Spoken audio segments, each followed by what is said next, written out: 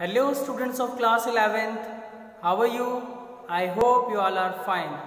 So dear students, let us continue with chapter 5th Mother's Day by J.B. Priestley. So dear students, let me revise what we have discussed in the chapter so far. So as we have seen, this is a play and this play is about housewife. It reveals the condition of all the housewife. In this play, Mrs. Pearson is housewife and who is not being given any respect from her family members. She has one son, one daughter and a husband. But all three members, they don't give her any respect, even though she works for them more than they work in the office. It happens with housewife in reality also, we know all this very well. Then her neighbor Mrs. Fitzgerald, she gives her an idea. So what was the idea? She gives her the idea of changing the personality, because Mrs. Fitzgerald, she knew some art. Using that art, they could change their personality. But Mrs. Fitzgerald, she could not understand and she was not ready for all these things because she did not want to hurt her family members. Even though Mrs. Fitzgerald, she forced her and made her ready for the same. So forcefully she made her ready for the same. So Mrs. Fitzgerald, she took her hand and she, chanted some words, and then their personalities were exchanged. Now Mrs. Fitzgerald became Mrs. Pearson. She is now with Mrs. Pearson's personality, and Mrs. Pearson now, she is with Mrs. Fitzgerald's personality. Okay?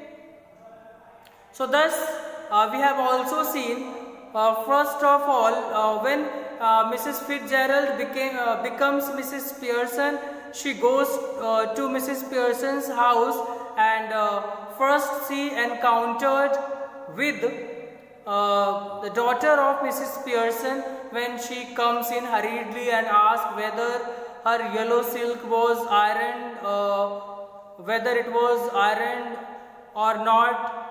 So thus a conversation went on between both, and when Doris Pearson, the daughter of Mrs. Pearson, when she saw her mother smoking, she got surprised, because before that day she had never seen her mother smoking. So it was very strange for her, and the behavior, the way Mrs. Pearson was behaving with Doris Pearson, her daughter, was different than usual.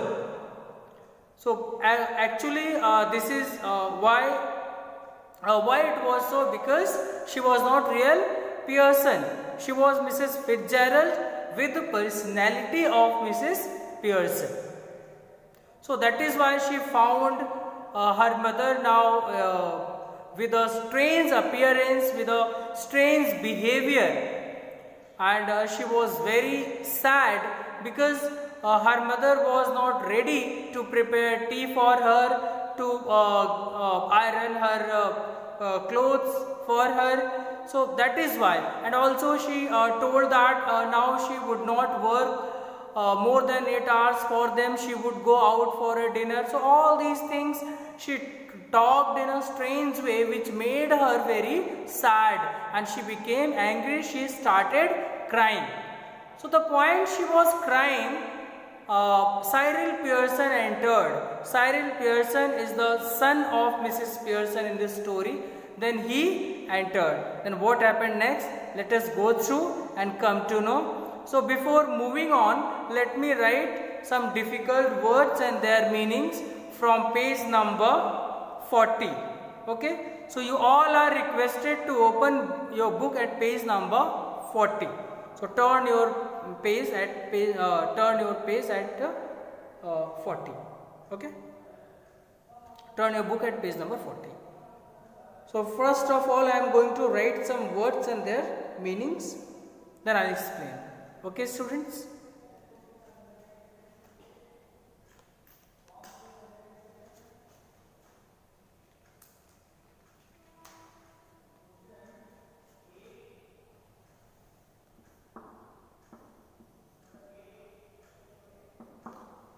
First word is stout.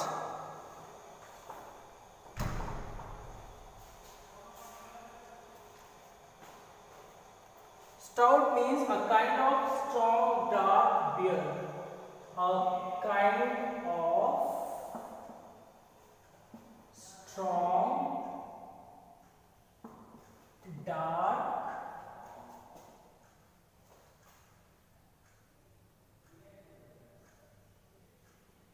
beer. Okay, a kind of strong dark beer.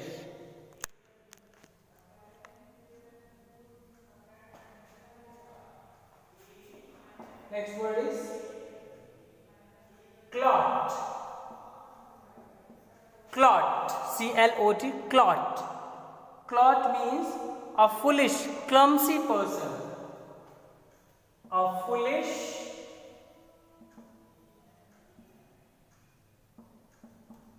clumsy person.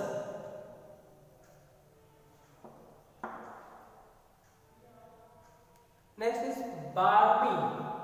B-A-R-M-Y. B-A-R-M-Y. Barmy. Barmy means crazy, mad. Crazy or mad.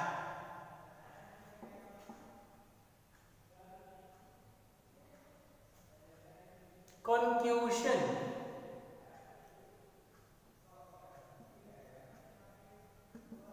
Confusion means temporary, unconscious, temporary unconscious, unconsciousness, okay, or unconsciousness or confusion. Confusion, okay.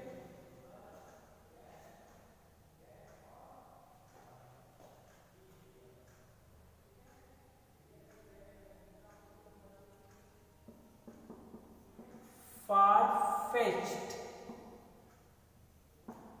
Far-fetched.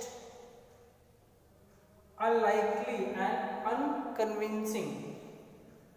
Unlikely and unconvincing. Unlikely and unconvincing. Guffaw.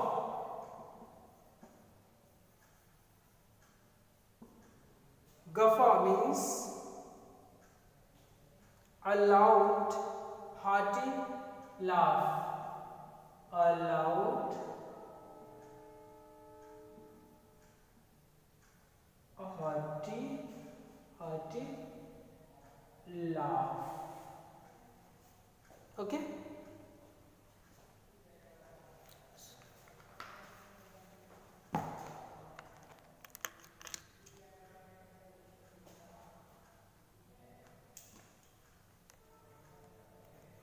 So dear students, these are some hard words and their meanings from page number 40. Stout, S-T-O-U-T, stout means a kind of strong dark beer, a kind of strong dark beer. Clot, clot means a foolish, clumsy person. Barmy, barmy means crazy or mad. Confusion, confusion means temporary, unconscious or confusion. Far-fetched means unlikely and unconvincing. Next is guffaw. G-U-F-F-A-W. Guffaw means a loud, hearty laugh. Okay, students. So there are 6 words and their meanings.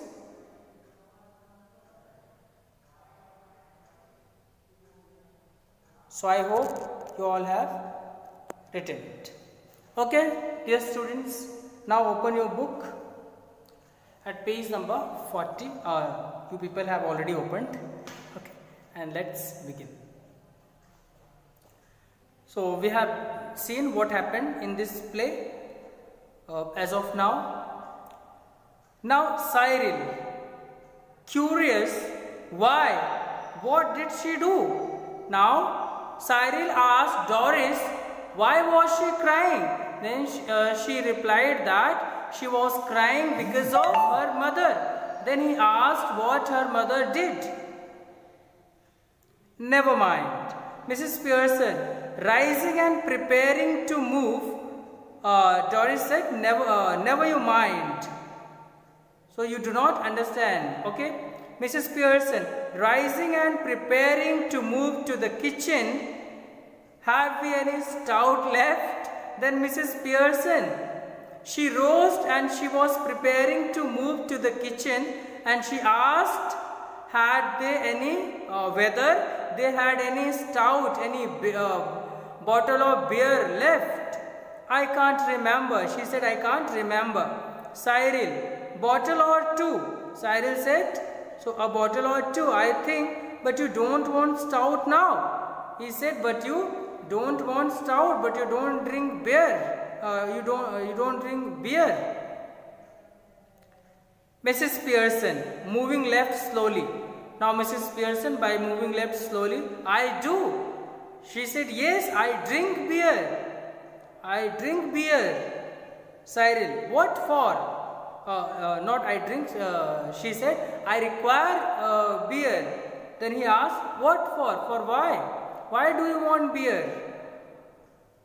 Mrs. Pearson, turning at the door, to drink, you clot, she said, for drinking, you foolish.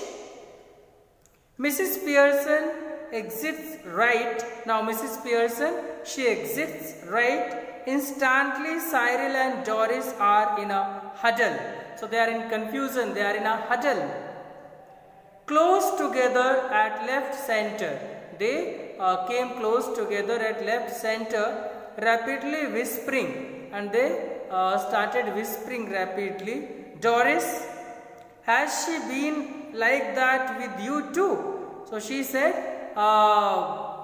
whether she had behaved in the same way with you. Cyril, yes, no tea ready. Couldn't care less. She said no tea, there was, she got no tea ready. Okay, so she did not prepare tea for him. Cyril, yes, no tea ready. Couldn't care less. Doris, well, I am glad it's both of you. So Doris said, I am glad it's both of us.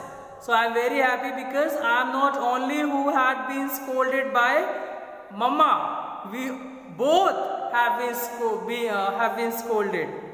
I thought I had done something wrong. So because she was thinking that she had done something wrong, so that is why Mrs. Pearson was behaving with her this way. But now she got to know that it was not because she did something wrong. It was because something happened wrong with Mrs. Pearson, so that is why she was behaving this way, in a strange way, to both of them. Cyril, so did I, but it's her of course.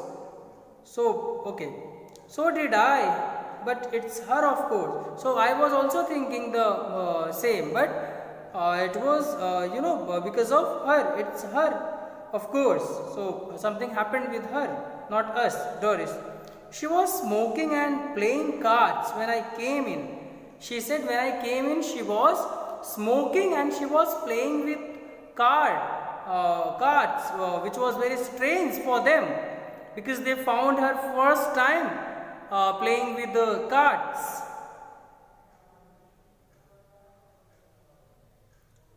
I couldn't believe my eyes. She said when I saw her playing with cards, I could not believe my eyes. Cyril, I asked her if she was feeling of color. Cyril said, I asked her if she was slightly ill, and she said she wasn't. But she said she wasn't. Doris, well, she's suddenly all different. Doris said, she had changed. She's all different. And that's what made me cry. And that is why I'm crying.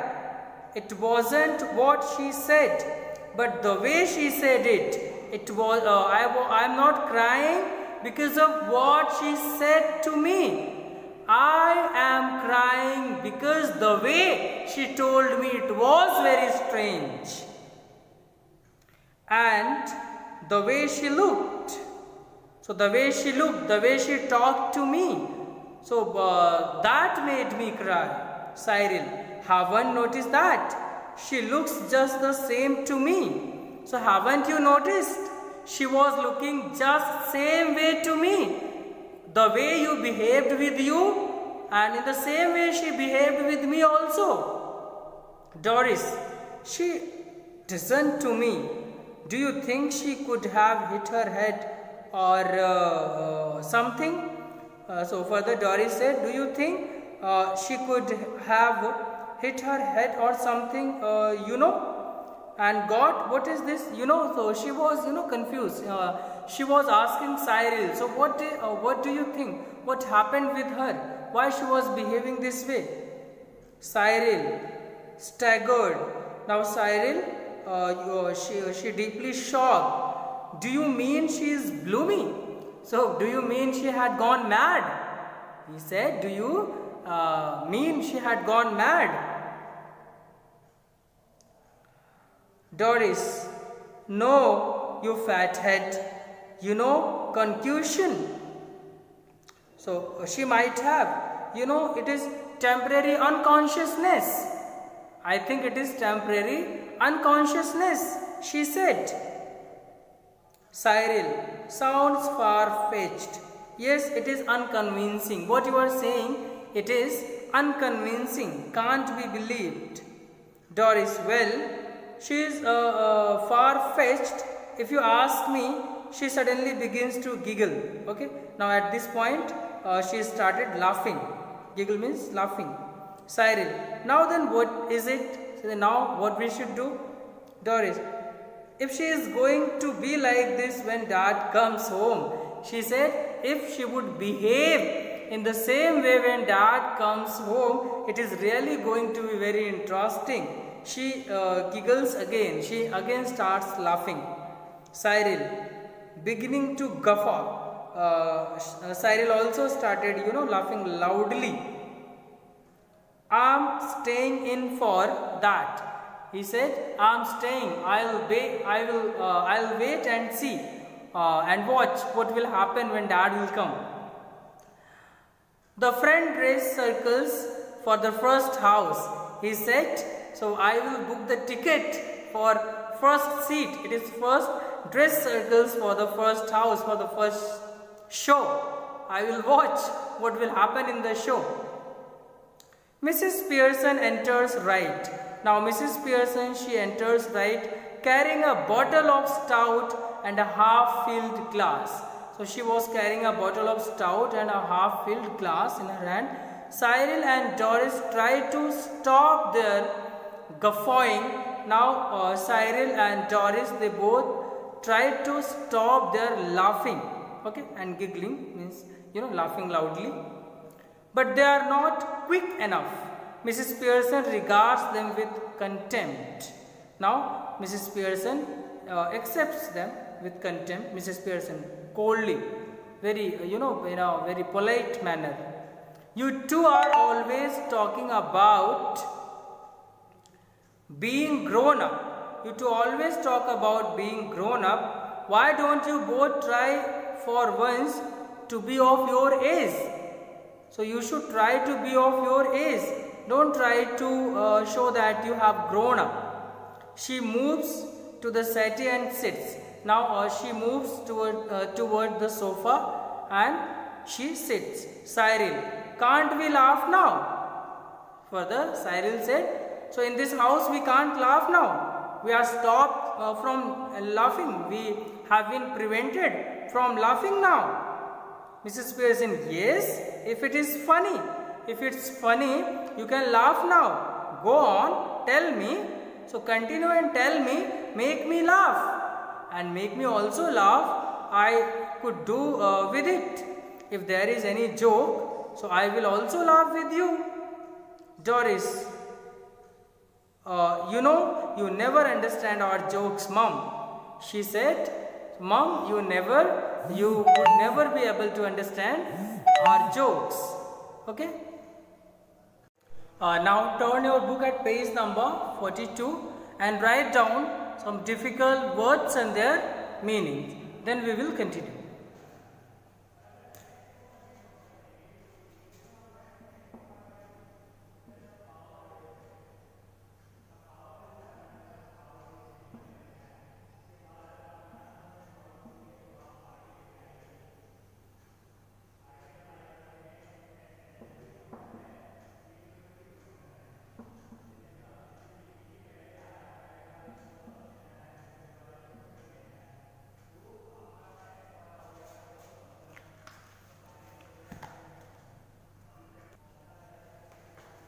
So, here I have written two words and their meanings.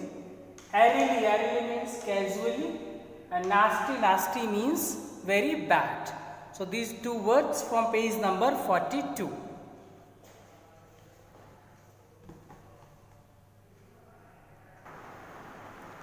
Mrs. Pearson, I was yawning at your jokes before you were born, Doris. Mrs. Pearson said, I was yawning at your jokes before you were born, Doris. So thus she was making a comment on him by saying that she was yawning when she was making a jokes before her birth. Doris, almost tearful again. Now almost she is in tears. What's making you talk like this? She said, what makes you talk like this? What have we done? What have we done? Why are you talking to us this way? Mrs. Pearson promptly, nothing but come in, ask for something, go out again, then come back when there's nowhere else to go. So she answered promptly. So nothing happened to me. Only what happened? Only you people come in hurriedly, then ask for something, then again go out, then come back when there's nowhere else to go. Then you come when you don't want to go anywhere. So this is what which made me, which made me thus, which made me so. So that is why I am behaving with you so. Cyril, aggressively, look, if you won't get tea ready, then I'll find something to eat myself. He said, if you won't get my tea ready, then I'll find something to eat myself. Mrs. Pearson, why not? Help yourself. She said, why not? Then go and find out. Help yourself. She takes a sip of stout. She saying so, she takes a sip of the beer. Cyril, turning on his way to the kitchen. So turning towards kitchen, he said, mind you, I think it's a bit thick. He said, I think it's a bit thick. I have been working all day. He said, now it is a little bit rigid because I have been working all day.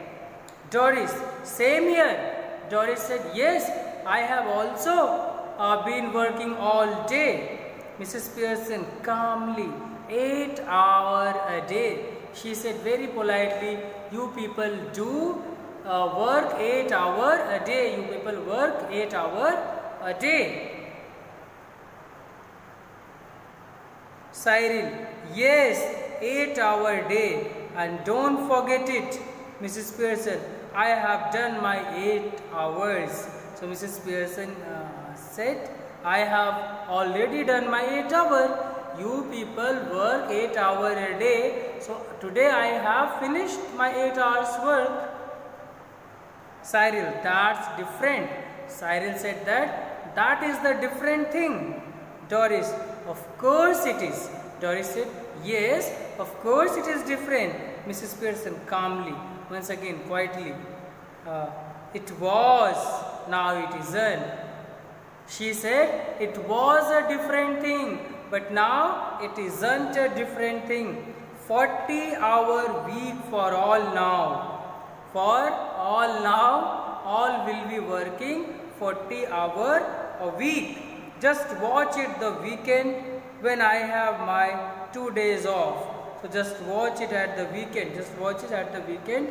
I will take leave for 2 days.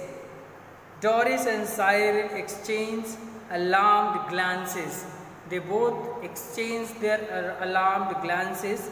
Then say, stare at Mrs. Pearson, who returns their look calmly. So he said, stare at Mrs. Pearson, who returns their look calmly. Now Doris and Cyril exchange their alarmed. Then they started looking at Mrs. Pearson, who returns their look calmly. Okay. Cyril.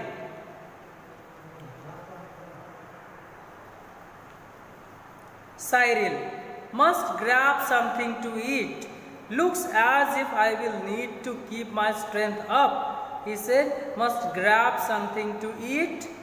Okay, I must take something to eat, and looks as if I will need to keep my strength up. Cyril exits the kitchen. So by saying so, Cyril, now he exits to the kitchen. Now Doris, moving to the settee, anxiously, she moved to the sofa, anxiously worried. Mummy, you don't mean you are not going to do anything on Saturday and Sunday? He said, Mummy, you don't mean you are not going to do anything on Saturday and Sunday? So Doris said, you mean to say you will do nothing on Saturday and Sunday? Mrs. Pearson, airily, casually, no, I wouldn't go that far. She said, no, I wouldn't go that far. Means I wouldn't cross my limit of working, which is 8 hours and 5 days. I might make a bed or two and do a bit of cooking as a favor. She said, okay, no problem. I might make a bed or two, then a bit of cooking as a favor. Then I cook for you. Okay, this much I will do for you. Which means, of course, I will have to be asked very nicely and thanked for everything, generally made a fuss of. He said, for that thing which I will do for you, you people would be thanking me for the same. On weekend, on Saturday, on Sunday, when you will have off, then I will make your bed. I will make your bed and I will cook for you, and in return you will have to thank me. But any of you 44 weakers who expect to be waited on hand and foot on Saturday and Sunday, but any of you 40-hour weakers, any of you who works 40 hours a week, who expect to be waited on hand and at foot on Saturday and Sunday, and Saturday and Sunday you have to wait with no thanks for it, are in the nasty disappointment. And if you give me no thanks, so it will be very bad. Might go off for the weekend perhaps, and perhaps I may go out for dinner or for anything. Okay, so at the weekend. So such Mrs. Pearson, now she, in reality she is not Mrs. Pearson, she is Mrs. Fitzgerald with Mrs. Pearson's personality. She tells that now I would work 8 hours a day and 40 hours a week. On Saturday and Sunday I will do little things. I will make your bed and I will cook for you. In return you will have to thank to me. So this way Mrs. Fitzgerald with Mrs. Pearson's personality was trying to bring them on right path so that they would start respecting Mrs. Pearson. Okay, students, so this is all about today's video. Tomorrow I will read out and explain some more paragraphs of this chapter. So thank you for watching.